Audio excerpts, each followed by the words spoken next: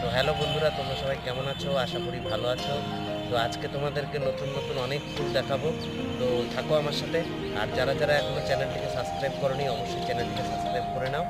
Short ভিডিওর মাধ্যমে আমি তোমাদেরকে প্রত্যেকটি ফুল দেখাবো। খুব সুন্দর সুন্দর ফুল আছে, চলো দেখে নাও।